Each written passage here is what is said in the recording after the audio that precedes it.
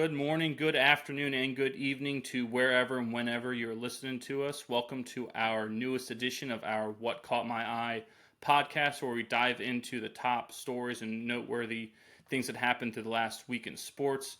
My name is the Coach Nick Vesci. I'm joined as always by the man Steven Komlo, and tonight we have a very, very special guest host with us, Mr. Scott Hamilton Griswold. Bring him in. Who needs no nickname at all. But Griswold, great to have Too big for a nickname. you. Yes. Griswold's joining us from Philly, I believe, right? Correct, yes. Getting that good Philly vibes coming to us from the city of brotherly love. We're really excited to have Philly, him. but it's all good. Yes. Griswold's filling in for the boy, Steven Vesci. He right now is on a trip in Ireland with his wife, so I guess he can suck it. So don't forget, before we go on to what caught our eye this first part of the week, don't forget to follow us on our socials on Instagram and X, formerly Twitter, at WCME_sports. Go visit us on our website, WCMEsports.com, and follow us on our Facebook page. Now, top thing that caught our eye this week, we're going to turn to the NFL draft. Right? I love the NFL draft is the best draft of all the sports, and it's the most impactful. A lot of the other sports, what you see is guys get drafted on pure potential at 18 years old, and they may never sniff the field at the highest level, or they take 5, 6, 7 years, and you kind of forget about them. Whereas the NFL draft, these guys come and make an immediate impact. It's the most impactful draft. It's the most look forward to. It's the most attended. I heard the first day is like 250,000 people went to this thing on the first day. So it's crazy, and I love it, right? So I wanted to start off with that. If you were following, you noticed there's a lot of news going on with the quarterbacks and the offense in this draft. Starting off, Caleb Williams, Heisman Trophy winner from 2 years ago from USC, was taken first overall by the Bears. The reigning Heisman Trophy winner, Jaden Daniels from LSU, was taken second overall by the Washington Commanders, and it was the first time Heisman Trophy winners were taken 1-2 since Jameis Winston and Marcus Mariota in 2015. Go Birds. So it's not, go Birds. So it's not the best, I guess, precedent set there, best track record that you've got going, but those two dudes were electric in college. I had them going 1-2. That's who I thought should have went 1-2.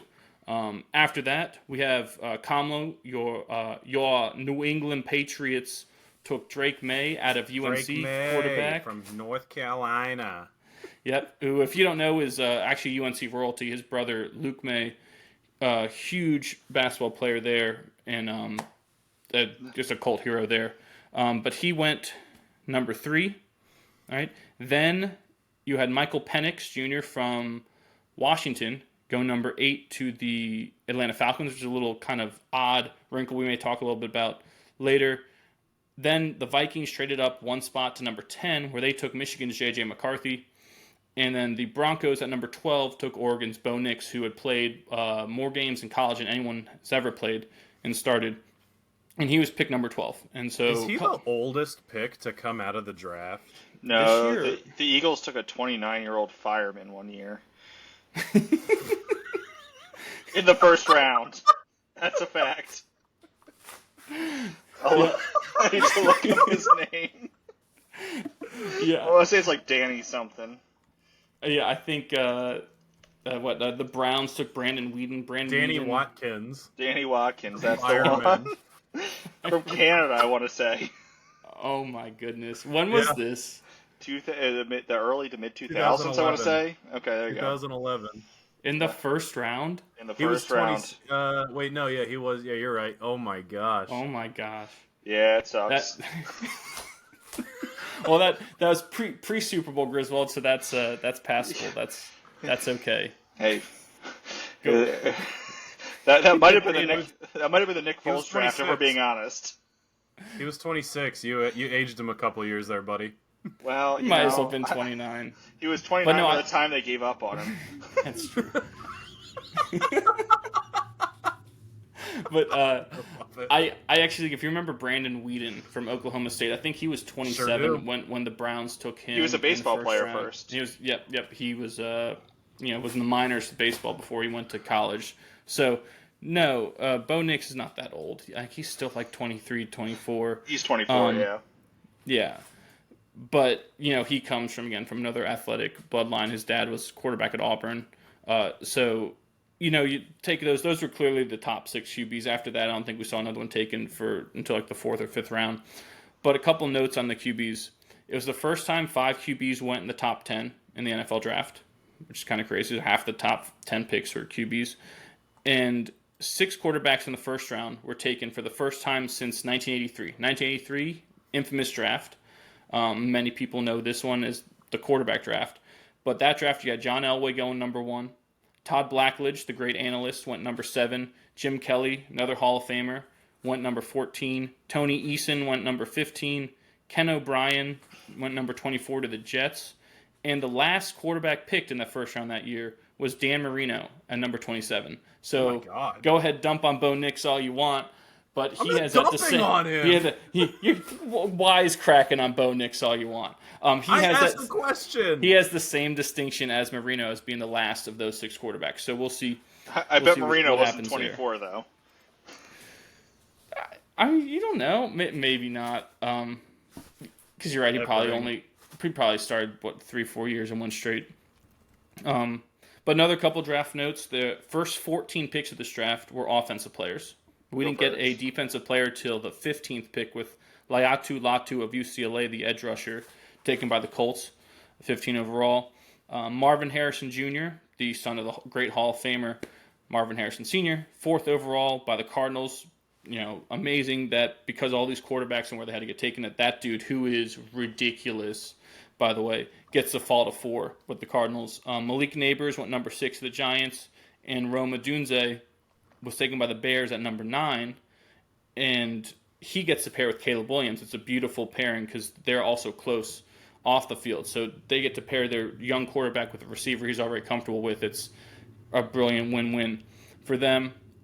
Offensive lineman-wise, Joe Alt of Notre Dame, who also comes from athletic bloodlines. His dad is a multiple-time Pro Bowler, I think, for the Chiefs. He was taken number 5 overall by the Chargers. J.C. Latham from Alabama went number 7. And Olu Fashanu out of Penn State, also from the DMV area. Him and Caleb Williams went to Gonzaga. He was taken by the Jets at number 11 to help protect Aaron Rodgers, which is a massive, massive priority for them, especially him coming off of injury and the way their line was last year. There was horrendous. So that kind of top picks there that we saw. I do want to highlight a great Harbaugh quote I saw when they were asking the new coach of the Chargers, Jim Harbaugh, when they were asking him about, taking Joe Alt instead of taking some, weapon to help, quote, help Justin Herbert and all this, he said, well, you know what? We consider linemen weapons. And I loved that. I was like, yes, they absolutely are. That's awesome. Right. Yes. I thought that was a sweet quote. And another because I come from an offensive lineman background. I'm a bit of a lineman nerd, if you will. You saw 11 centers, true centers, were taken in the entire draft. And I'm a sucker for centers. I love centers. That's what I was, and I know the difficulty of how to play that position because it is unlike anything else you're going to do out there. But that was the most taken in a draft in the last 39 years, tied with 1992, 2005, and 2018. Thought that was amazing. Cool. And there were 9 offensive linemen taken in the first round and 25 offensive linemen taken out of the first 100 picks in the draft. And I bring that up, 1, because, again, I'm an offensive lineman nerd and a junkie, but 2, it highlights the need for these players. You don't see them highlighted much in the media, and oftentimes, for whatever reason, not necessarily demonized, but they're almost like marginalized. They're second-rate players. Or they don't matter. Almost like the way they treat kickers and punters, which I think is ridiculous too. They're considered punchable. Exactly, right? They're like, oh, whatever. We'll just throw this guy anywhere, or oh, he played right tackle, so he can play left tackle. And it's like those things don't work that way, right? It's kind of akin to how they treat designated hitters in baseball. We can get anyone to play DH. Oh, this guy is not that good of a fielder. Oh, he can definitely do DH. It's like, no, that DHing is incredibly difficult because you're not having that rhythm in the field. It's the same kind of concepts for linemen. It's difficult because it's so different, right? And it's a cohesive unit, whereas you as an isolated receiver can do kind of what you want out there. And, maybe if you mess up on that play, it doesn't fully affect the rest of the play. But if your right guard messes up, the play is done. The whole thing's done, right? So I think it highlights the need for that, but also highlights kind of that there's a lack of asset true protection. Yeah, a lack of true talent in kind of execution in today's NFL lineman-wise. A lot of guys coming up there who are raw that haven't been taught true techniques and how to work as that cohesive unit and don't have the experience. And I think you saw that this draft was heavy on linemen because there was a lot of top-end talent. Really all through the draft, there was a lot of lineman talent. But it showed that these teams are like, we need to get these guys because we're looking around at our own locker rooms saying, like you said, we have to protect our assets. And the guys we got now, we don't have that full confidence in because the quality's not there yet. I think speaking about the cohesiveness of the offensive line as a unit, I think it's interesting to highlight that I believe there is an award for the best offensive line in college football, but every other group is just individual. So I think that highlights the importance of how they need to all work together. Yeah, I love that. I love that point. Like they do give out like a top interior lineman that's the best offensive or defensive lineman combined. They do have a best center award, the Remington Award, which I love every year. But Griswold, you're right. I think, what is it? The Joe Moore Something like that. Yeah, I don't remember off the top of my head. But yeah, but is there also like you think there's also a correlation between like this draft and the amount of like quarterback injuries we saw last year, or maybe the average age of the current like cohesive line in the NFL? You know, like how many teams are either trying to like young down their line, or B, protect a quarterback that either got hurt or that they're investing a lot in so they don't get hurt. You know what I mean? Like there has to be some sort of like causation behind. I think other than their weapons, right? I think a lot of it is that injury to the quarterbacks, like we saw last year. There was a one point in the middle of the season where I think half of the league was starting a backup quarterback. And part of that was because, yes, injuries are up, the guys are too big and strong, whatever, but also an inability to keep them safe and protected. Even with all the rules that protect them, they're still taking too many hits. But I don't think they're trying to necessarily young down their line. I think it's also building depth because linemen get injured too. Like that's another misconception is, you're not taking these full force hits. How can you get hurt? And it's like you're actually taking a subconcussive blow every play. Right, so those guys wear down, and if you don't have someone who can step up, especially at that level, it's going to get exposed. The defense will adjust. They'll put the best rushers over that person the same way that you kind of adjust to a cornerback who comes in. Like I heard Peyton Manning say, a cornerback gets hurt, I'm going to throw right at him because that young kid who's coming in doesn't have the full experience. The same way, you got to make sure that lineman coming in's got it. So even if you're taking a depth guy, it's there for that reason, and I think a lot of lines across the league last year had some issues. And I think so this too is. Sorry, Komlo. I was going to say, I think too, this is the end of the COVID extra year bottleneck for offensive linemen, specifically the interior, because they tend not to come out of school early. So I think there were a lot of older college linemen this year than most years, and I think this is the last real year you'll see that COVID bottleneck. I like that. That's a really good point. I like that point because you're right. If you look at a lot of these guys, sometimes you'll see these guys taken in the first round and they'll be like, well, this guy's kind of a project. You may not see results year 1 or 2, but come year 3, he'll be a stud. But a lot of these guys were coming out polished, like your Joe Alts and J.C. Lathams and an Olu Fashanu, who we just mentioned, polished, right? And even going down later in that first round, some like a Troy Fautanu from Washington going to the Steelers, Graham Barton going to the out of Duke going to the Buccaneers. Thought those guys are pretty polished. You can throw them right in there right away. So I think that's a good point, Griswold. I like that. Well, I was gonna say is it in again I'll admit to it. Hand up accountability on this. I don't pay attention a whole lot to offensive substitutions. So I mean, is it common practice to have an offensive line by committee? No. To where that's my point is, how many of these people are going to actually be making that 53-man roster, are going to be free agents after spring training? The linemen, I think you see a lot more of that happen, of them making it because of, once you get them into the playbook, offensive line is very difficult to learn because you not only have to know your position, you have to know the 4 other guys' positions. So once you have that left guard, even if he just knows left guard, he's also known all those spots. So if he leaves and goes to another team, there's such a steep learning curve, right? Whereas a receiver, a route tree is pretty much the same, a little different tweaks here and there, but the vernacular is what you have to adjust to. Whereas line calls and that, sliding one way or the other is pretty easy. But in terms of knowing where to step, when to step, and knowing like the speed and what your guy next to you is capable of on either side is really difficult to just plug a guy in there. You just can't do that. Okay. So, the only time you see substitutions on the line is one for injury, and two, if the guy is extraordinarily ineffective. Like if this guy's just getting freaking torched, and he's on his butt in the backfield every play, and he has to get out because you just can't have it. That's the only time you see that. You're not going to see a guy go, oh, well, he's tired of throwing him in there. No. Lineman, you're expected to play every single play. Even when the game is a blowout, you are expected to be out there every single play as a first string. That's why Joe Thomas, possibly the greatest left tackle ever, but definitely the greatest of this last generation, he didn't miss a snap until like his last year. Like didn't miss a snap, not a game, a snap, right? So you're expected to be out there the whole time. And it's because of that cohesion that you have to have. You can, rapid fire shuffle in and out slot receivers and X's and Y's, but you can't do that with linemen. It's just too difficult. It's a team effort. Yeah.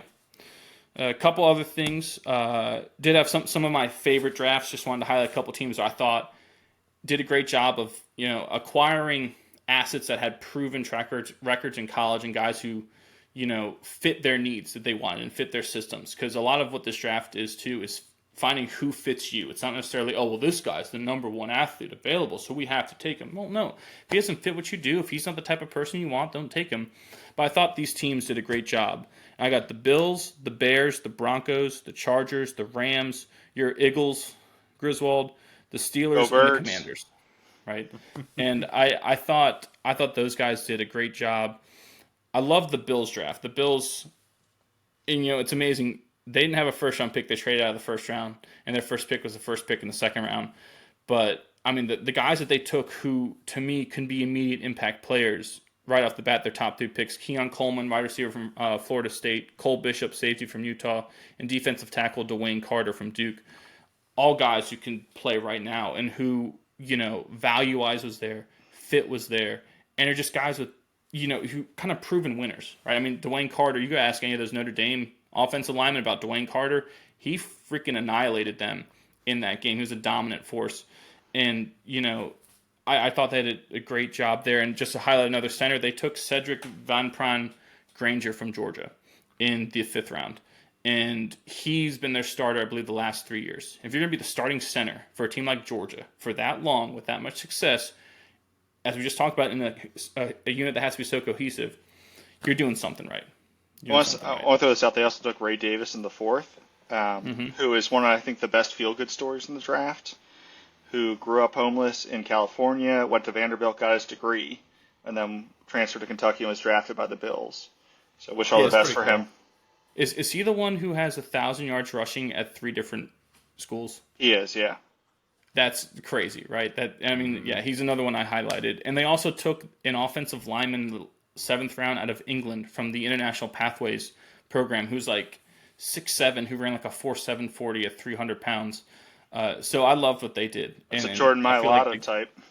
Yes, that's kind of what they were looking at. And they showed pictures of him playing rugby. That's kind of what they're saying. He might be the next Jordan Mailata. Do you think that the Bills drafted? I mean, obviously, like the wideout they took in the 2nd round, Coleman, was it Keon Coleman? Yeah. They're obviously like that's a draft pick that you use to possibly like either replace or lessen the hurt from Stephon Diggs. No, it's exactly. I mean, it addressed an immediate need that they had on offense that they had to fill with a guy who's a big body. But then the rest of their picks, I feel like, are geared towards we need to beat Kansas City. And then they trade back with Kansas City to give them the fastest receiver in the draft. Can Patrick Mahomes underthrow anyone? Wild. We're about to find out. Yeah, I don't know if they're necessarily thinking that way. I think they were thinking. Who else is contending with the Bills out of the AFC, if not Kansas City? I mean, I don't know. It's so almost volatile every year of who can and who can't. But I did want to get another couple quick mentions. The Steelers and Commanders, I love what they did. And again, Griswold, before I get there, Jeremiah Trotter Jr. going to your Eagles. I'm sure you were pumped about that. And 2 first-round cornerbacks back-to-back. Howie doing his mad science. Yep, and that's why I had them there. But the Steelers and Commanders, Steelers first, they always draft the same, with the same positive results all the time. They take these guys that, were like physical, strong, tough mentally leaders, right? Their first 4 picks were all that, right? I mentioned Fautanu from Washington, an absolute beast and a stud. Their second-round pick, Zach Frazier, center from West Virginia. West goddamn Virginia. Yes, West by God, Virginia. Absolute monster, right? A great second-round pick is going to fill right into their center spot as their starter. And Roman Wilson, national champ from Michigan, was their best receiver and one of the fastest receivers in the draft. And then maybe the steal of the draft, if this guy stays healthy, is Peyton Wilson, linebacker from NC State, who is an absolute stud. You watched him play it all in college. You're like, man, this guy is remarkable. This guy is all over the field every play, regardless of who they play. Because it wasn't like, we know NC State's playing this crappy little school and he made 15 tackles. Whoop-de-doo. No, the strongest, stiffest competition, he showed up on tape. He has had some questionable injuries, so he slipped to the back end of the third round. But all of his, combine numbers, all his tape screamed a first rounder. And it's just typical Steelers, right? You say, they don't need any linebackers, but then this guy's going to, possibly, if he can stay healthy, have a massive impact on a team that is all about defense. So I love that. That's a dude who he had the fastest 40 at the combine too. Peyton for Wilson. Linebackers. Yeah, for linebackers, not overall, but for linebackers, he ran like a 4.42, 4.43 or something like that. It was pretty darn fast. So he's a crazy athlete. I'm pretty sure Mike Tomlin hasn't had a sub 500 season in his 20 plus years as the Steelers head coach, which is insane. I buy that. He's one of my favorite coaches. Him and John Harbaugh of the Ravens. That's just good process and believing in what you do, like you were saying. Yeah. Drafting those physical guys who are ready to go out there and go to work. They just picked such a typical Steelers draft. All those guys are Steelers. You look at them like, that's a Steeler. That's a Steeler. Right? And it kind of, awesome. They're not Kenny Pickett, that's for sure. Yeah. Mm-hmm. Well, and then Commanders, the last one I'm going to mention for us here. Getting Jaden Daniels, I thought, was awesome. But then a couple guys I wanted to note of Ben Sinnott from Kansas State, tight end / H-back guy, and Brandon Coleman from TCU, the guard that took in the late second for Sinnott and early third for Coleman, who were guys who just not typical that Washington would take, right? We think of Washington as kind of being incompetent in what they're doing. But this was not an incompetent draft at all. This was, those are 2 guys who bring a level of physicality, production, maturity, and just motor. Pure motor and want to. I think it's important to note there, too, that this is their first draft under new ownership, correct? Yes, it is. Under Josh Harris. And this is just like a gigantic difference from what we're used to seeing from them. So I thought that was cool to mention. Anything else from the draft that you guys wanted to talk about? I have a question that I'd like to pose to the 2 of you, and it might just be me looking for some sort of copium, some sort of coping mechanism, or maybe just a little bit of hope or faith. But so the Patriots take Drake Maye, quarterback from North Carolina, 3rd overall, right? Why Drake Maye? Have we ever seen a successful quarterback out of the Tar Heel University in the NFL? Look at all the quarterbacks that were taken behind him. And again, this is probably me just being a fan and being like, I would have loved to have seen Penix Jr. in a Patriots jersey. But Drake Maye, I feel like came out of nowhere and he went to UNC. So Drake Maye was a really high recruit. At one point, I think he was going to play for Nick Saban at Bama because again, he comes from that athlete background. So him picking UNC was kind of like the hometown discount. I'm going to take it from my family because I think his parents also played at UNC or he played some sort of sports at UNC. So I think that was part of it. He has all the physical gifts, but you're right. The guys he reminded me of when I watched him in college, 2 guys, Mitch Trubisky and Daniel Jones, who had all the physical gifts, who fans of the teams that drafted them are cursing every time those guys are on the field. And I will say, and not to kind of, make you feel bad now, Komlo, or depressed, but the Daniel Jones comparison, Drake Maye got torched by the University of Virginia. And the last quarterback taken this high in the draft who got torched by the University of Virginia was Daniel Jones. Like, I torched. And so I'm just saying, as, fans of UVA, we were just talking about them before we got on here. Things don't go so well on the football field over there in Charlottesville. So for these guys, you can't dominate them. I don't know what that says, right? Maybe Drake Maye can prove us wrong and prove the Daniel Jones comparison wrong. But yeah, I get what you're saying. I think the thing with Drake Maye is that he has everything you would want on paper, but doesn't have whatever the it factor is to back it up, I guess. The dog. I wouldn't go that far. Like, I think he's a competitor. I think he's very talented at what he does. Yeah. He did very well at UNC. But I think that a lot of teams looked at him and just saw he's 6'5", he's 235 pounds, he can throw the ball a country mile. And he runs, and he can run, he's strong, he's tough, right?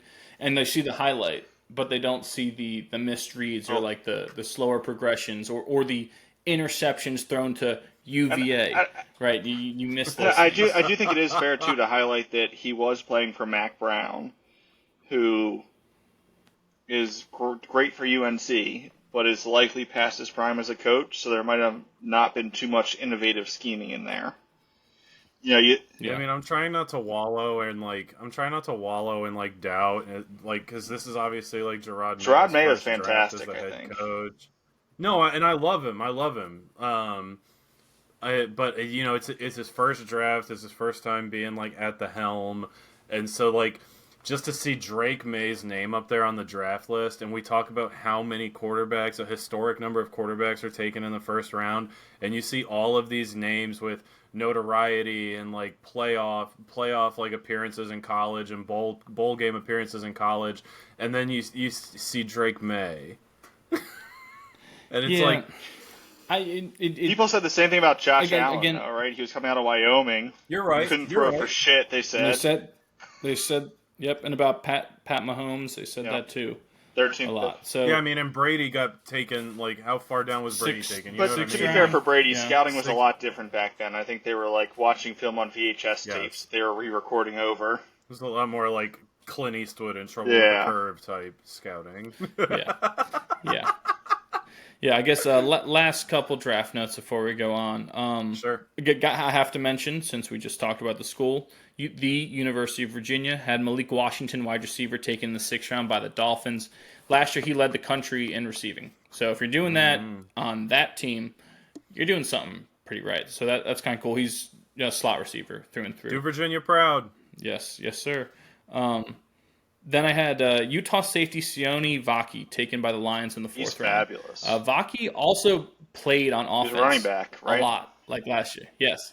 Yeah, there were times he had to play running back for them. So this is, you talk about typical Steelers picks before. This is a typical Lions Dan Campbell pick. Like, this is just a straight baller, a guy who loves football and is going to give his heart and soul to it. And I thought that was a pretty cool pick. And last one, the Rams. 6th round, took another center, Bo Limmer from Arkansas. My man had 39 reps at 225 at the combine, which was the most of anyone. 4 more reps than someone else. That's 4 more times he's pushing that freaking weight up, which is crazy. I thought that was kind of cool, just to see that. And then that's a guy who's trying to improve stock. Yep. And then I guess the one thing to look for was the whole Michael Penix, Kirk Cousins situation. I think basically what's going to happen is a Steve Young situation where Penix is going to sit behind Cousins, learn through it, learn and get better, and when his time is right, his time is right. So I think, there's a lot of criticism with it. I don't like criticizing when people take quarterbacks because of how much you have to have your dude and how important that position is. And so and they had a strategy with it too. So I don't think it was a panicked pick. It just, the way it all kind of unfolded was very curious.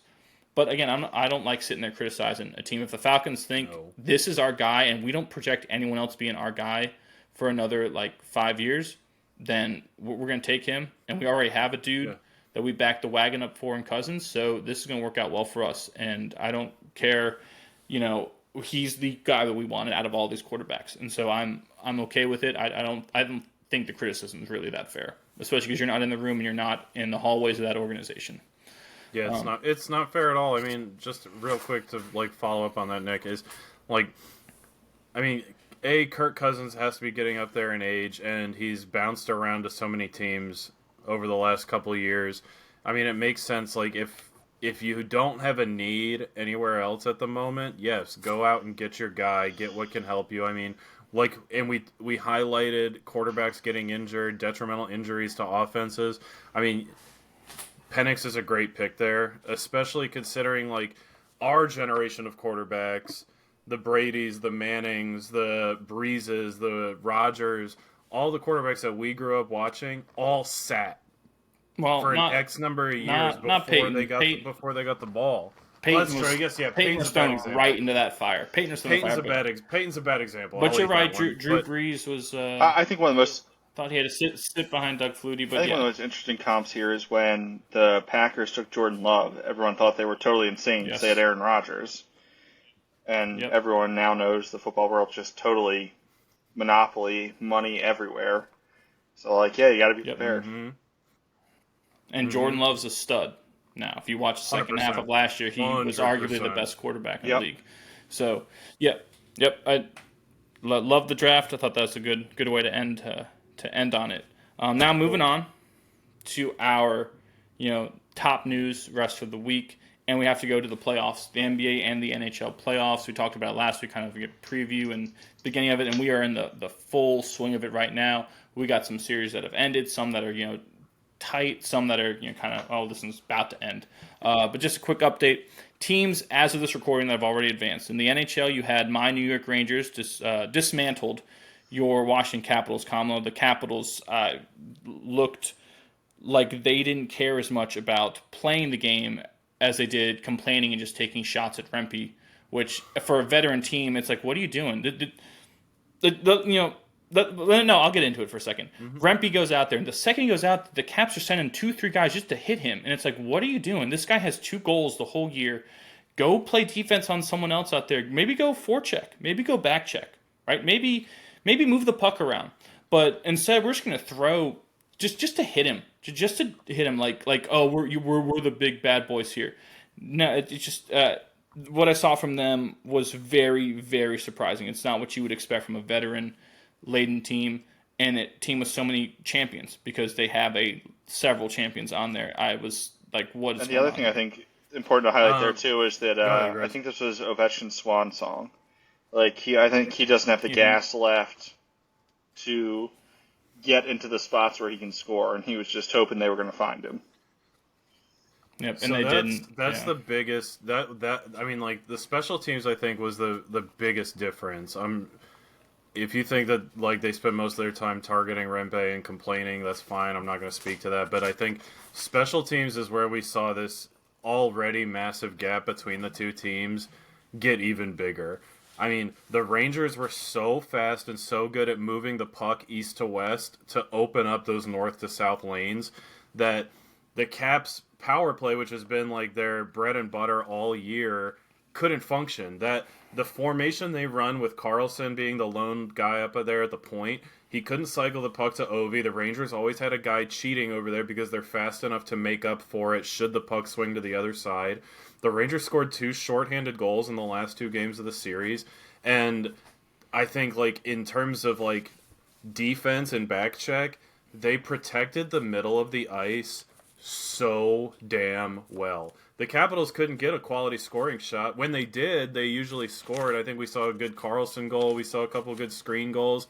But the Capitals weren't able to generate any of these, like, garbage time goals, right? They weren't able to generate any, like, secondary goals off the screen or any, like, secondary goals off the rebounds. The Rangers, they dominated. Yeah, they did. And that's what you want to see from the President's Trophy winning team is that kind of flip the narrative of what we've seen the last couple of years. It's got to feel good for you as a Rangers fan, right?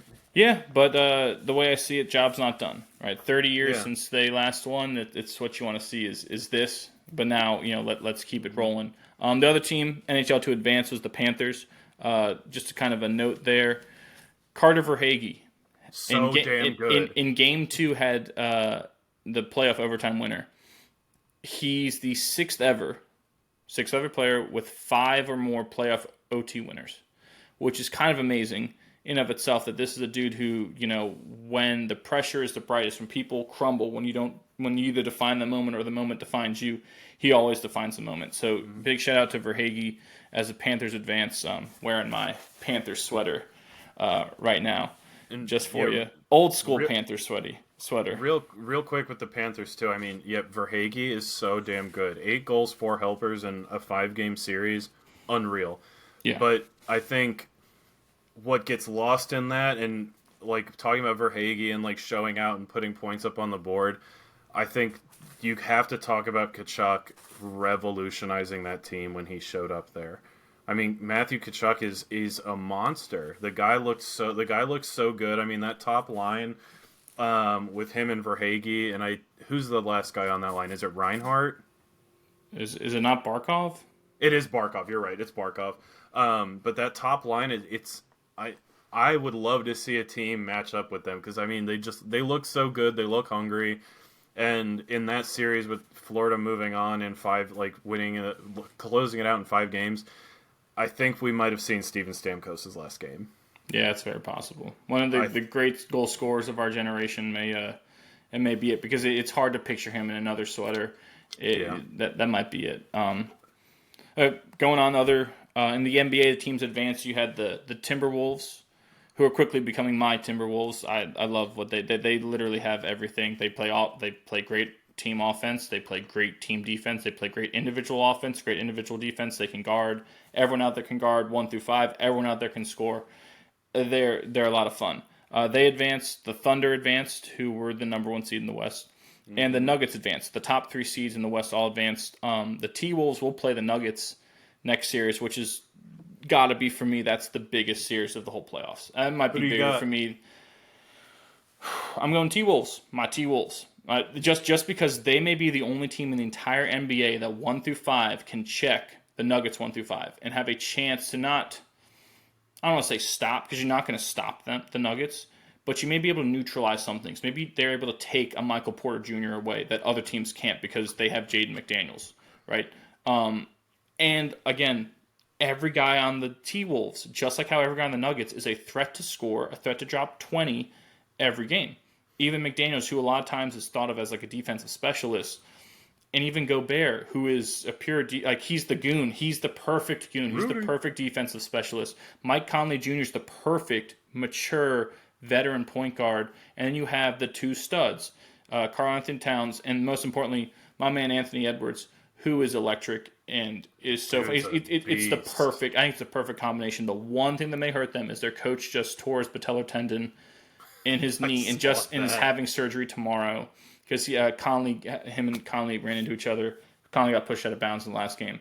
That might be the only thing that derails them. But other than that, I'm gonna go with the T-Wolves over the Nuggets. It's probably ill-advised because you should always go with the champ before the champ gives you a reason not to. Yeah. But I guess another couple things with the Nuggets. Jamal Murray in that Nuggets-Lakers series had 2 game winners, one in Game 5 with a couple seconds left, but in Game 2 he had a buzzer beater. So that's pretty awesome. And again, that's why it's so hard to beat the Nuggets, is you've got, again, champions. It's hard to beat champs. You should probably always go with the champ until, again, they give you a reason not to. But I'm going to go out on a limb. I like the T-Wolves. I like what they're doing. I like what they're all put together there.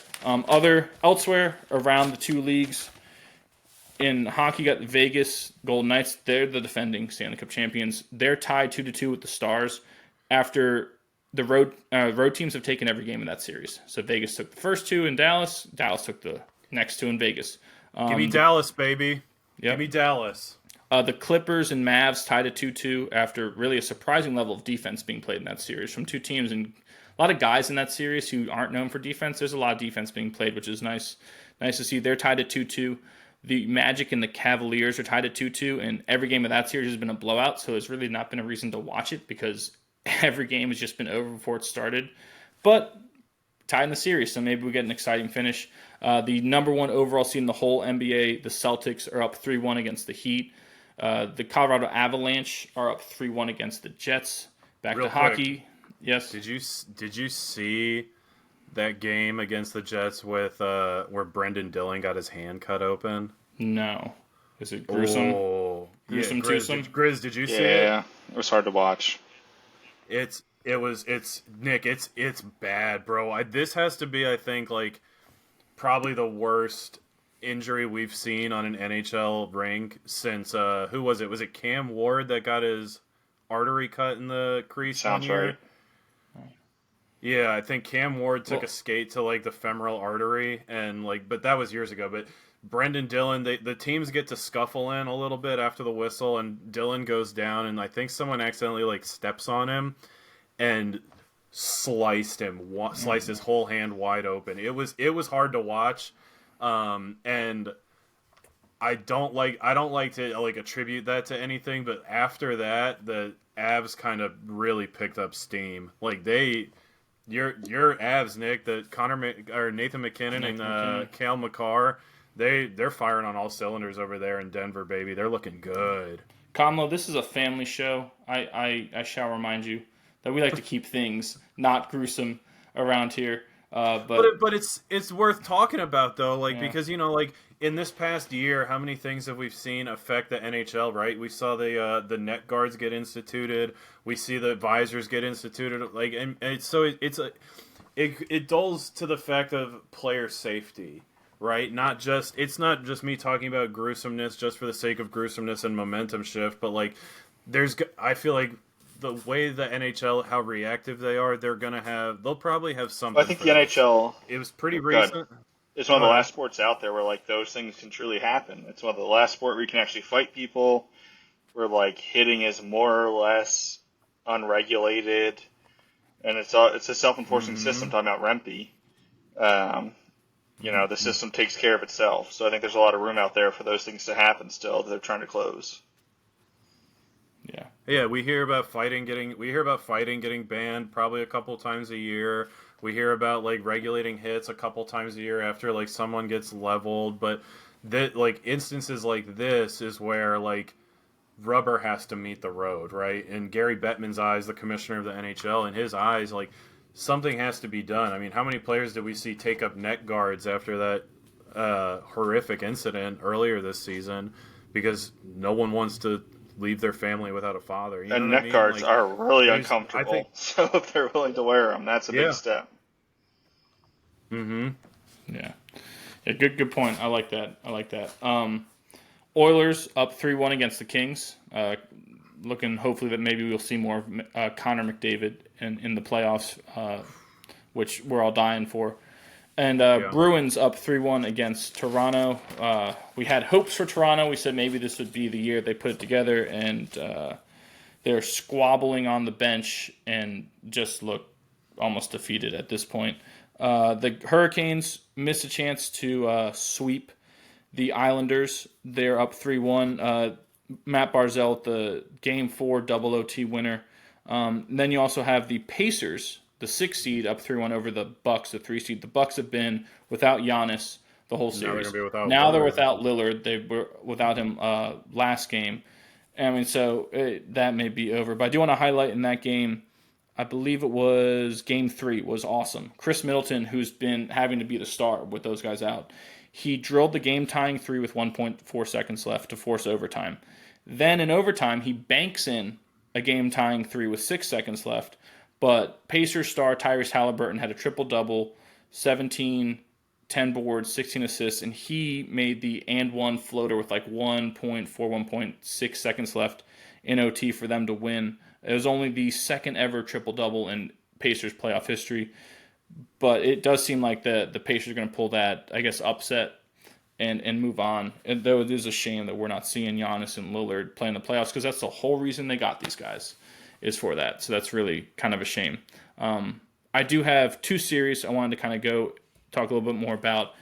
And it's Knicks Sixers and Canucks Predators, one each from the NBA and NHL. I'll start with the Knicks and the Sixers. That to me has been the best played NBA series. The level of defense, the level of effort, the level of supporting cast play, bench play, and star play has been like ebbing and flowing. It's been consistent, like that you're seeing this effort and different guys stepping up. It's been great to watch. And each game has been exciting. Like Game 2, a little controversial there. The Knicks were down 5 with less than 40 seconds left. And there's a controversial no call on Tyrese Maxey and the Sixers. you like to see the players decide the outcome, which I think is what the refs are trying to do. They were trying not to blow a whistle and force make it so they're the ones that decide it. But if you do slow it down, and even fast motion, it does seem like Maxey's fouled on the inbounds pass after the Knicks scored a bucket. But it leads to this chaotic sequence where they chuck it out to DiVincenzo, bricks the three, they get the rebound again, they throw it back out to him, and he drains the three to put them up 1, and they held on to win Game 2. Game 3 was the Joel Embiid show, one of the best performances you're ever going to see, not just from a big man, but anyone in general. This dude is hurting. He's hobbling out there on one leg. We just found out he's got Bell's palsy, so it's like a drooping of your face. And my wife, the pharmacist, Jordan, was telling me about it, that they really don't know how it comes about. It's not like there's a virus, it happens like this or this, and it can happen to really anyone.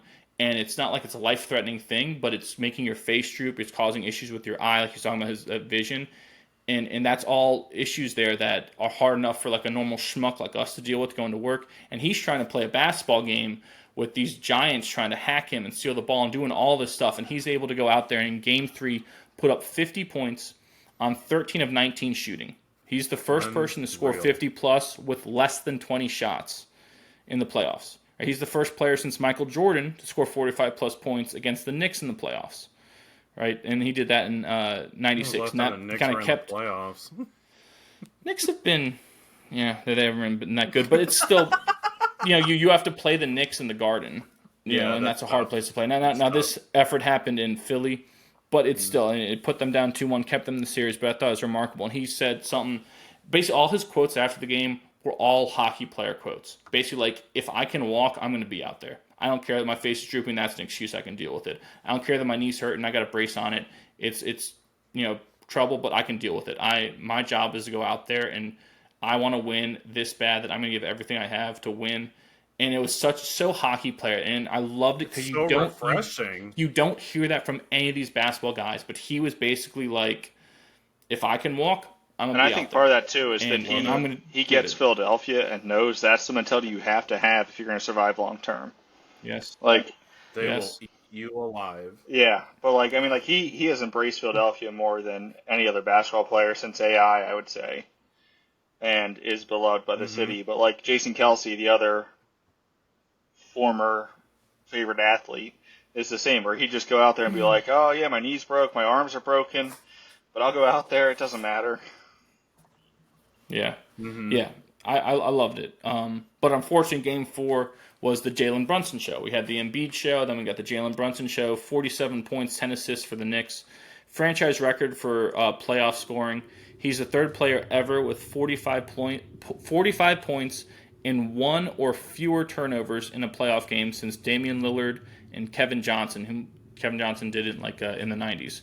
So pretty remarkable. His old man game is immaculate. It's impeccable. And talking about living below the rim, that's all he's doing for a guy who's undersized, a guy who was extraordinarily underrated coming out of Villanova.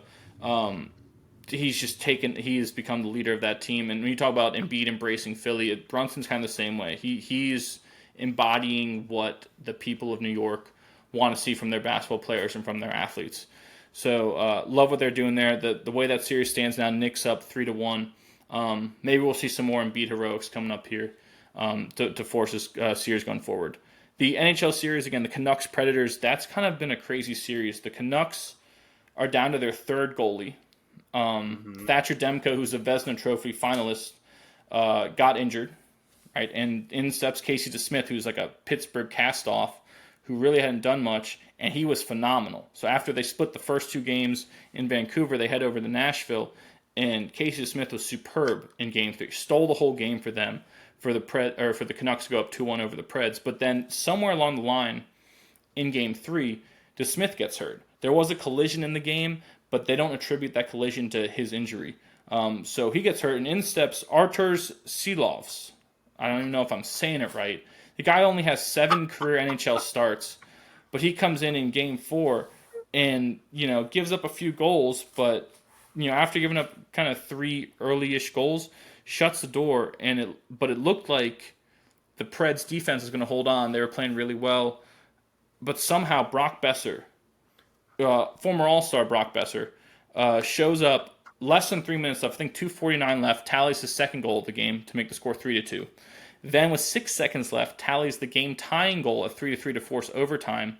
And then in overtime, Elias Lindholm of the Vancouver Canucks scores a winner real quickly into overtime. I think the 3 goals that the Canucks scored in terms of game time was like less than 4 minutes apart. So literally they ripped off these 3 goals to shock everyone in Nashville, and they take a 3-1 series. They'd head back to Vancouver to try to close that series out and make them proud. It's kind of amazing with a third string goalie that you're able to do that. That was such a fun game to watch.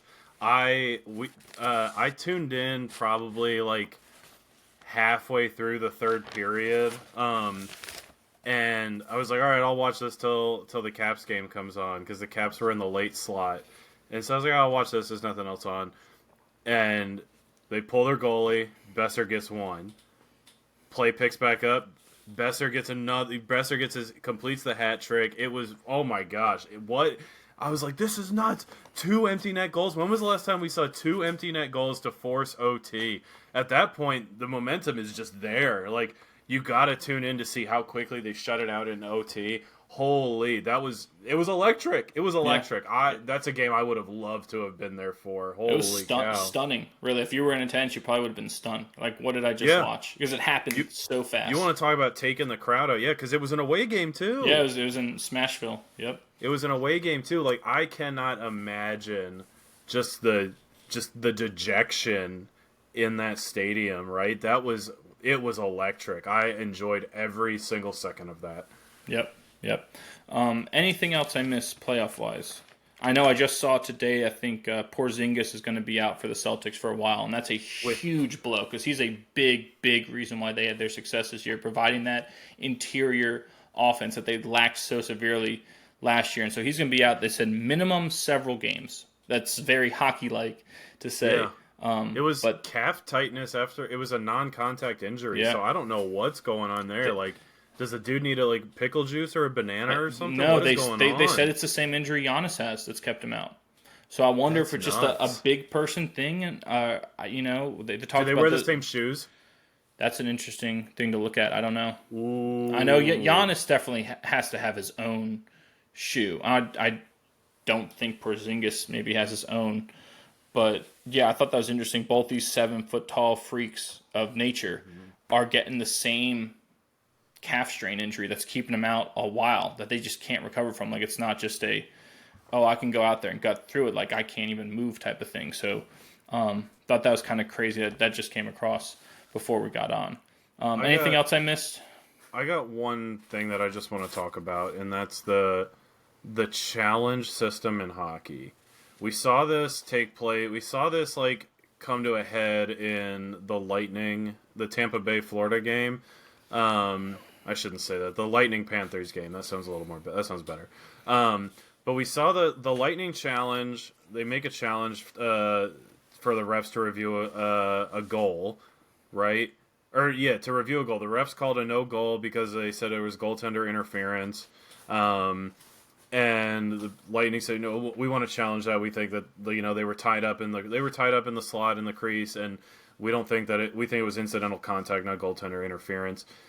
They lose the challenge, and then they have to serve a 2-minute minor for a delay of game. This was, I think, the first time I'd seen that, and I was wondering why teams don't challenge more. Well, because if you lose the challenge, you serve a 2-minute delay of game penalty. If you lose a second challenge, it's a 4-minute double minor delay of game penalty. This is ridiculous. This is absolutely ridiculous. Why do you think that's ridiculous, Griswold? Do you think it's ridiculous too, as a former hockey player who's been out there and a coach? Do you think? Because I personally, I don't have a problem. 100%. The refs are people who get things wrong. To get punished with a penalty for challenging them is ridiculous. Because most teams, you're looking at a 35 to 40% chance they score on a power play, and if you give them a double minor, that you're upping that probably 50-ish. So, not just that, in the playoffs, we're talking about a total momentum shift. So are you saying it's it just because it's too severe? Because my thought is I like it being severe because, just losing a timeout, how you just lose a timeout in basketball and football is kind of punitive, just like almost innocuous result. But it's like it. There's so many other ways you can go, but if you lose a timeout in hockey, that's detrimental. Like it's really not though. You get one timeout in hockey. It's a big deal, Nick. But you go a lot of games where you never see the team use the timeout. Whereas in basketball and football, you have to use. I think the biggest difference is that hockey moves so much faster than the rest of the sports in what's happening that the margin for error is larger. So the punishment should not be more severe than a sport like basketball, where there's 5 people and you can clearly see what's happening. The other thing with the challenge, I mean, the challenge system immediately jumps to the extreme, the most extreme.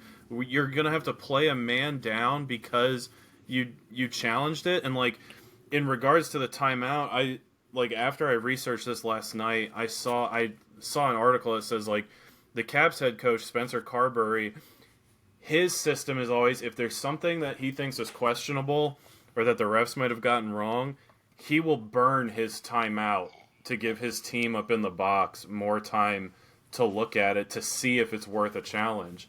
And like I just think that's insane. But I guess my question is, what alternative thing? There has to be some give and take. You can't be without punishment, because then we just see it would be rampant, right? If you lose a challenge, you don't have a challenge anymore. That's it. I think that seems fair. If you win the challenge, you can continue to challenge.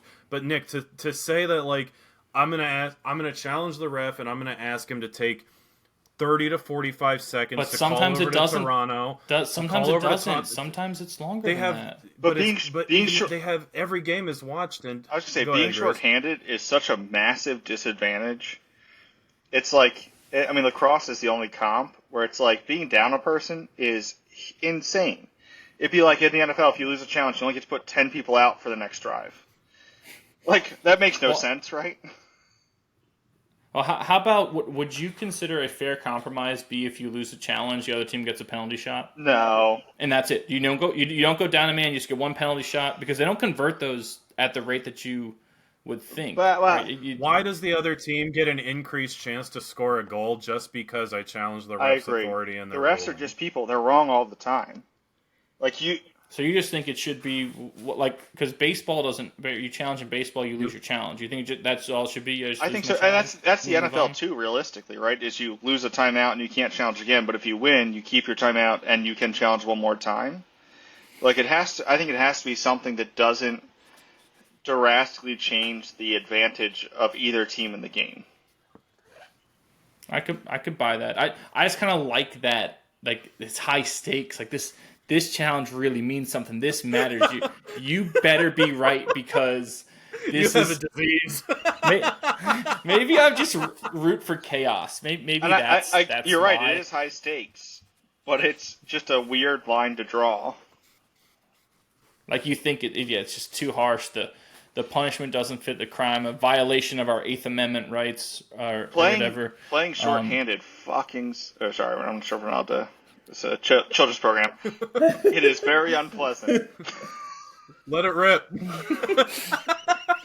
Well, I guess the cat's fucking out of the bag, so... Playing shorthanded is very unpleasant. All right, so maybe that's something to look forward to in the future, that we get away from that punishment and we move more towards just losing your challenge, or you get it, and maybe if you get 2 successful challenges, you get a 3rd type of thing, something like that. I guess I can be on board with. Anything else before we move on? You got some baseball stuff. I'm good. Yeah. All right, a couple baseball news and notes from the last week. Max Fried of the Atlanta Braves, he threw his 3rd career Maddox. Maddox is named after the great Hall of Fame pitcher Greg Maddux, and that's a complete game shutout in which you throw less than 100 pitches because you're that efficient. And he did that in a 3-0 win over the Marlins, his 3rd career one, which is awesome. Amazing accomplishment in and of itself. Patrick Bailey of the San Francisco Giants hit a walk-off 3-run homer. I think it was Friday night against the Pittsburgh Pirates. Place went crazy. It was awesome. It didn't quite reach McCovey Cove. He was a left-handed hitter. But I always love a good walk-off. Pete Alonso of the New York Mets hit his 200th career homer Saturday against the Cardinals. He's 4th all-time for the Mets in career home runs. Trivia question for the week. Can you name the 3 people ahead of him in Mets history in home runs? In Mets history? I know the boy's Absolutely not here. Yeah. No, Mr. Philadelphia Phillies. Have they had anyone who could hit a baseball? I don't know. Keith Hernandez? No, not Keith Hernandez. I love the. Then I'm stumped. I think I just saw Newman come into your screen when you said Keith Hernandez.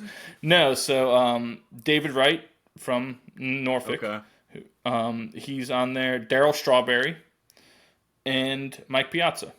Those are your 3 people ahead of Pete Alonso. Okay. Yeah, that was the boy would have had the best chance. I know he probably would have gotten a couple of those, but yeah. And then you got Pete Alonso, 200 career homers. It's kind of a lot of trade rumors going around with him these days, especially because the Mets don't look to be promising this year either. But he is just such a Met. Like how we talk about Steven Stamkos, it's hard to see him playing for someone other than Tampa. God, it would be hard to see Pete Alonso playing for someone else. Even his career's not that old, but he's already got 200 homers, which is insane. He's just he's the face of the Mets, right? When you think of the Mets, you think of him. The fans, when they think of the Mets, they think of him. His jersey is the most popular jersey you see all over that place. And he's, again, 4th all time. Those other guys, you see their jerseys all over the place, too. Those guys have their numbers retired. And Alonso is already on that route. And if he stays with them, is going to go down with the most homers ever as a Met. Easy. So it's really hard to see him somewhere else. But I like seeing that he got his 200th bomb. He averages like 40 homers a year. It's awesome.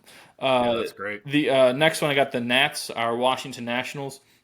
They're down 7-0 to the Marlins. And it sounds like we're piling on the Marlins here. They've had some issues this year. But the Nats came back to win 12-9 on the strength of 2 homers by former top prospect Nick Senzel. He was the top prospect in Cincinnati. Things didn't really pan out. He hit 2 homers. I think it was the first time since either 2019 or something like that he had 2 homers in a game. So it's kind of cool to see the Nats fight like that, and something that we haven't seen them really do the last couple of years. And my last thing there, unless you guys have anything else, I don't know if you saw the Tampa Bay Rays City Connect jerseys. I did. Awesome. They're so good. We may have a winner for the best City Connect jerseys because some of these jerseys, a little questionable fashion choices there. But the Rays one is awesome. Mm-hmm. I love it. Yep. We may have a winner for best one there. Anything baseball-wise, Komlo, did you get anything from your O's? Or? Jackson Holiday was sent back down to Norfolk. My take last week was spot on. Mm-hmm. Just a guy, he just needs a little more grooming, I think, because the gap between the minor league and the ML and the show is just so tremendous, right? I mean, there's very few indicators in the minors to show that you're ready for a major league at bat, right? I mean, it's just it's a trench between the minors and the majors. But Gunnar Henderson for the Orioles shortstop smacked his 10th home run against the Yankees. He's the youngest Oriole and possibly the youngest MLB player to hit 10 before May 1st. Yep, I believe it's youngest ever to do that. I saw that. A leadoff homer too, laser right over that porch. So that made me want to bring up: are we in the golden age of shortstops right now? I mean, I don't like you using golden age because it. Are we in a pristine era of shortstops? No. Gunnar, Ellie De La Cruz, Bobby Witt Jr., C.J. Abrams. I mean, Ellie De La Cruz is going to be possibly the league's first player to have a 30-80. You missed a Trey Turner and some of these other guys who've been around too. Who I think. Well, yeah, I think that, I'm just going off the cuff, and O'Neal Cruz and some of these other guys. But I think what the era we're in, instead of saying a golden age, we're in the era where the best athlete on the field for everyone is their shortstop, bar none. 100%. And it used to be, you kind of would say that, but a lot of times it was like the center fielder. That shortstop back in the day was the best fielder, right? A little Mike Bordick action going there. And Brooks Robinson, shortstop, I forget his name, Komlo. I'm sure you could probably look that up real quick, but he's one of the great fielders of all time. And that was kind of the mold you had. And then you had Cal Ripken come along. And he spawned all these kids who grew up like Derek Jeter and A-Rod, who saw a big athletic guy out there, and they wanted to be that. And so you had this kind of progression, this molt, if you will, in that position, to your A-Rods, your Jeters, your Nomars, your Miguel Tejadas. Guys like that came through, and you got your Troy Tulowitzkis after that. But you didn't necessarily say that these guys were 100% the best athletes out on the field at all times, right? A-Rod wasn't. Ken Griffey Jr. was, right? So what you do have now, though, is these guys, your Bobby Witts, your Ellie De La Cruzes, they are the best athlete by far on the field at all times. And so that's the era we're in, where that shortstop is you're the most athletic we've ever seen a shortstop. These guys are freak athletes, too, freaks of nature. They're percentile speed, like they're the fastest guys on the field, right? These guys are guys who could play receiver in the NFL speed-wise, right? 100%. Quickness and straight line speed-wise.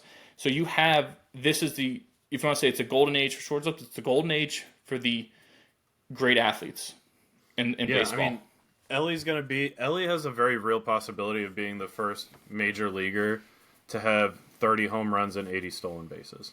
You think, because Acuna last year only had 70 stolen bases? Yeah, Ellie so far, a seventh of the way through the season, has 7 home runs, 15 stolen bases. So he's tracking pretty well. All these shortstops that we're listening, they're freak athletes. I think Ellie got another. Freaks. I think he got another homer last night. He's at up to 8. Possible. He inside outed a pitch to dead center field, 440 some feet away. I think it was, or 430 some feet away. And I saw it come off the bat, and I was like, pop up. Gone. And then it was like, projection, like 434 feet. I was like, you got to be kidding me. 116 miles an hour off the bat. And so I think that's it. We're in the age where these are true freak of nature athletes that we're seeing at the shortstop position, and that's the premium. It's no longer, we'll throw them in the outfield because we have to have the athletes there. No. That athlete is at shortstop. And like a Bobby Witt is another just beautiful example of he is such a stud athlete out there. And that's where we're at. And it's kind of amazing to see, and it's great to see. Right? It's great for baseball because what happens too is this trickles down the lower levels. And then you have these great athletes playing shortstop as opposed to throwing them out in the center field. And from shortstop, you're able to adjust easier to go to different positions along the infield and outfield. It's always easier to go in and out than to go out and come in, baseball-wise, fielding. So when you're at shortstop, it's different. It's hard to switch sides of the field. It's hard to go from short to third. But it's an adjustment that can be made because of the caliber of athlete that we're seeing. It's just the other issue that we do see because of the athlete emphasis is that you have a lot of guys who don't get the reps they need at these positions, and they'll say, well, he can just play third without the reps, and they throw him out there. And that's what I don't like to see. But what I do like to see is that acquiring these athletes and saying, you know what, this guy was such a good athlete at his lower levels. We think, though, he projects more as a third baseman, like your boy Jordan Westberg, right? Yeah. And I think that's such a good progression for baseball to get these athletes out on the field to showcase how hard it is. I heard someone say once that the best athletes in any sport are baseball infielders because of all the range of physical motions and processing of reaction that they have to do, not to mention being able to get their feet set and throw a ball as fast as they have to and as hard as they have to and as accurate as they have to. So I think that's where we're at. I do love – I was going to bring up Ellie De La Cruz. He leads the Reds in basically every statistical category. He's a freaking monster. It's awesome. Anything else baseball-wise? Grizz? Baseball's not my sport. You're Phillies, I love though. The Phils. My biggest baseball story this season is they canceled Dollar Dog Night under false pretenses. Is that because they started throwing them at people? Allegedly, Dollar Dog Night. Allegedly, they canceled it because people were throwing them. I think the real story is they canceled them because they're good now and they don't have to sell more tickets. But they're trying to just lean into this Philly fan ethos where we're just throwing hot dogs around. We all live in fucking in Gorse-Dorn mansions.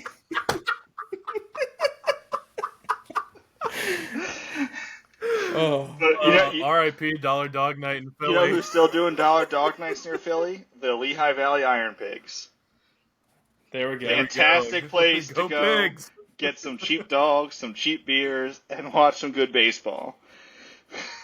I love it. Maybe that's where our road show should be. Yeah. Shout out Iron Take it up to the valley. The Lehigh Valley, baby. It's a beautiful stadium, Coca-Cola Park. Ooh. But Dollar Dog Night was not canceled because of fan behavior. It is almost impossible to hurt somebody by throwing a hot dog at them. We've run the tests. Well, you hurt their pride. The problem isn't the dogs being thrown. It's people could get hurt. It's a fan safety concern, ladies and gentlemen. Please keep your dogs in your false pants concern. You could not hurt someone with a hot dog.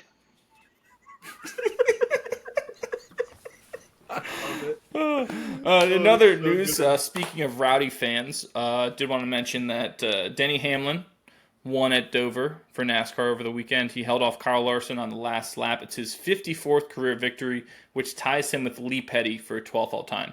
It's amazing. He's had that many wins, but no championships. And again, you talk about rowdy fans.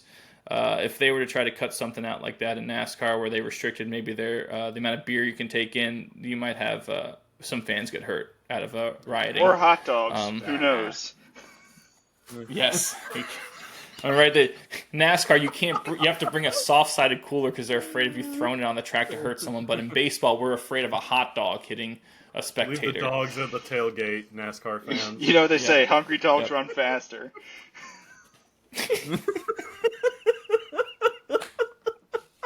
It does. Mileage for getting out of this. It doesn't even make any sense. It's a Jason Kelsey quote.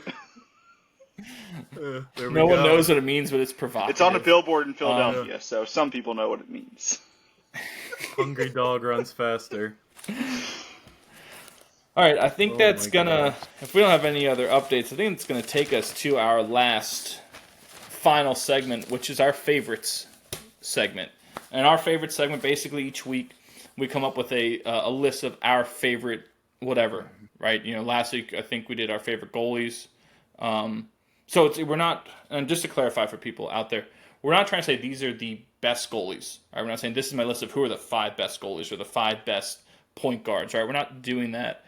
These are just our personal favorites, right? People who made us enjoy being fans, made us, these are the reasons we tuned in. Because, you don't always tune in because you want to see the best person. You tune in to see the people that you enjoy, and that you like watching, the teams you like watching. So that's why we kind of do this, is just to show, where we're coming from as fans, right? And so this week, in honor of our guest Griswold, who was a ice hockey defenseman, we compiled our list of our favorite defensemen, our favorite D-men, throughout history, any eras, currently playing or retired. So I think the honor should go to Griswold as our guest to reveal his list. I love first. it. So I've got a 1A, 1B scenario going.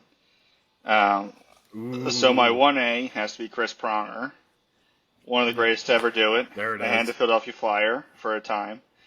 But my 1B, who should have been the 1A, it has to be Zdeno Chara. Arguably the greatest defenseman of the modern era. And just some fun facts for you guys. Tallest player in NHL history at 6'9", without skates. First NHL player born in the Eastern Bloc to captain an NHL team, so from the Soviet Union.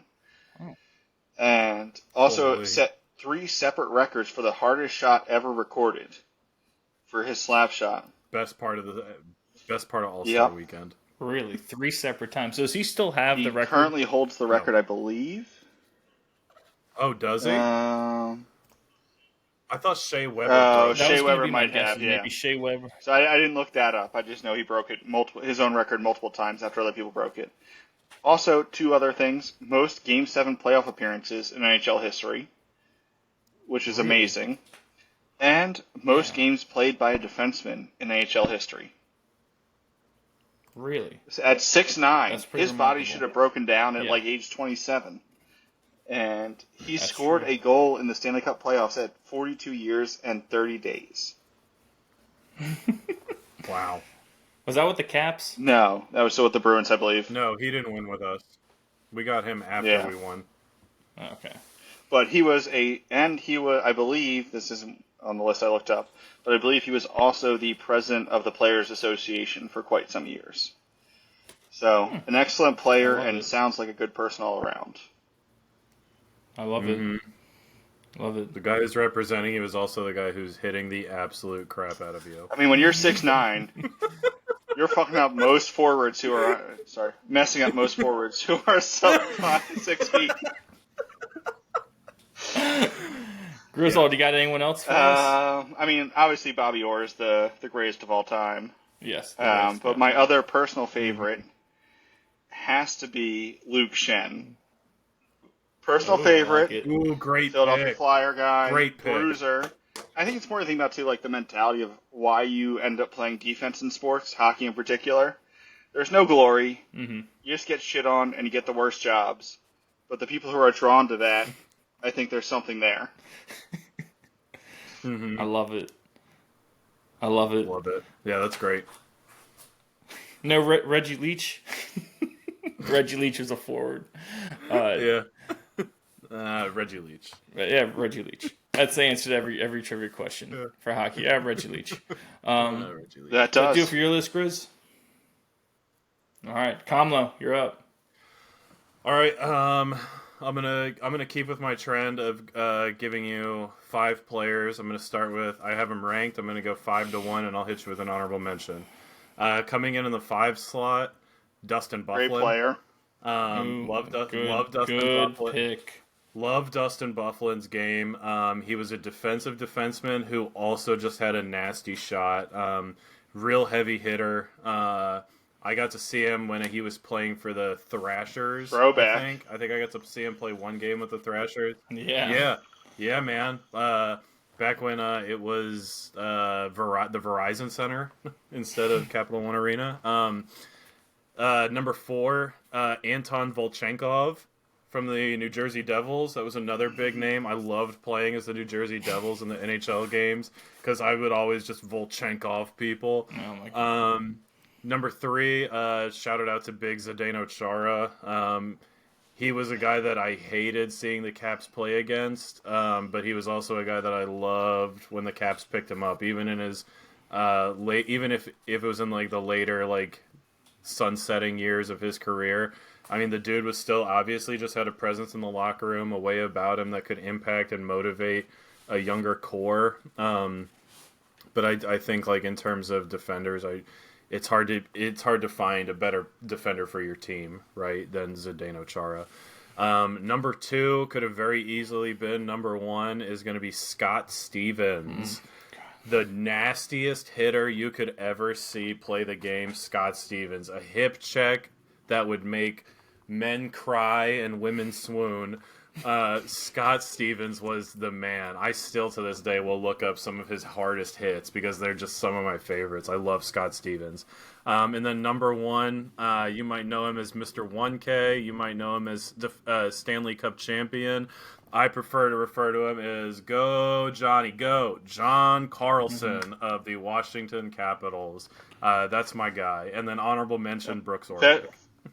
Actually, I'd love to throw out one more honorable mention from my list before you go, which has to be Chris Chelios, who was riding the minor league bus at age 46 and 47 to play whale shit juniors in Canada. You got to respect the love for the game.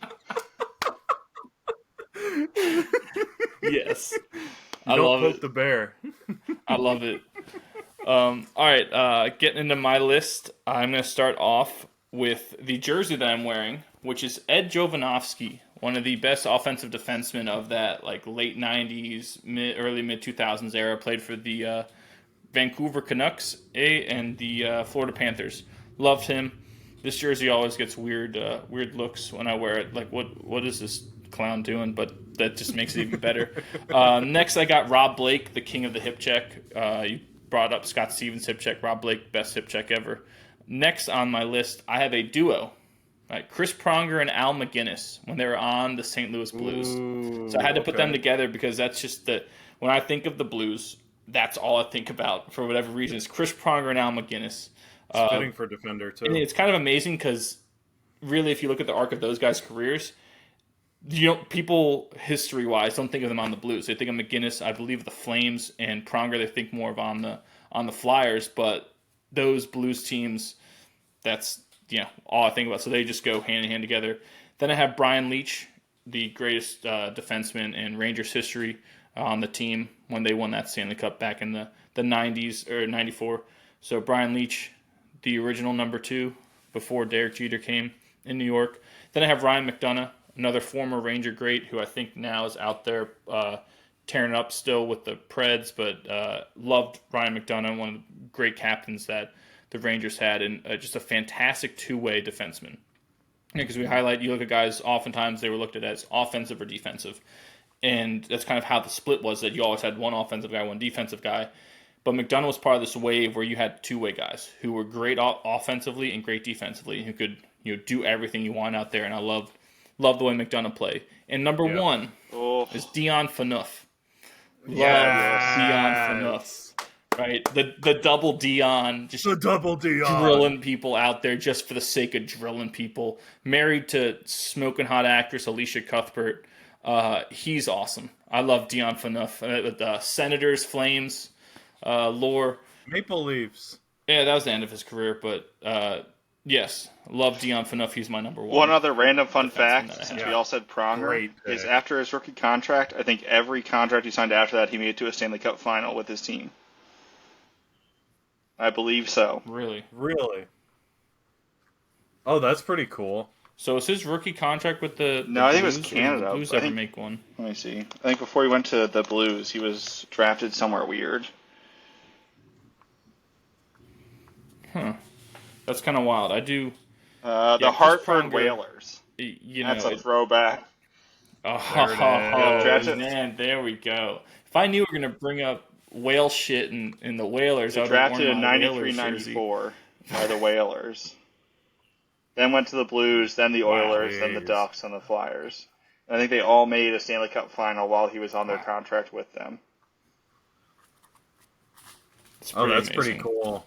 Pretty amazing. That's a good stat. I like that. I like that one. I do like that. Honorable mention, I have Adam Foote from those Avalanche teams. When Joe Sakic was there? Yeah, I know the boy would. Yep, the boy would have had Adam Foote on his list for sure. So just I throw that out there. Anything else from us this evening? I don't think so. Nope. Yeah, it was a pleasure to be here. Griswold? Thanks for having me. No. Yeah, I loved it. Thanks for being here, Griswold. Yes, thank you for stepping in on relative short notice without the boy being here. He, living it up over in Ireland, drinking all the Guinness you could ever think of, and complaining for some reason like a jabroni. Anytime you guys need to have stuff in, this is a great pod. Hell yeah. Oh, heck yeah. Hell yeah. Love it. Love to have you. Love it. So that's going to go ahead and do it for us here at What Caught My Eye or WCME. As a reminder, follow us on our socials at Instagram and Twitter at WCME_sports. Go ahead and visit our website, WCMEsports.com. Check us out on Facebook, right? We're all over that stuff. Again, cannot thank Scott Hamilton Griswold enough for being here. Loved it. Again, on such short notice, filling in. It's awesome. Always great to see you, Grizz. Always great to have you. You are a true fan of the show, and you're always welcome. So maybe when we get those callers coming in, you may have to be the first call that we feel. I'd be honored. Again, thanks and appreciation to Grizz. It. Thanks for Grizz showing up. Also, thank you to everyone out there who watches and listens. Don't forget to click like, subscribe, comment, all that stuff. And as a reminder, be decent to each other, have a good one, and we will see you next time.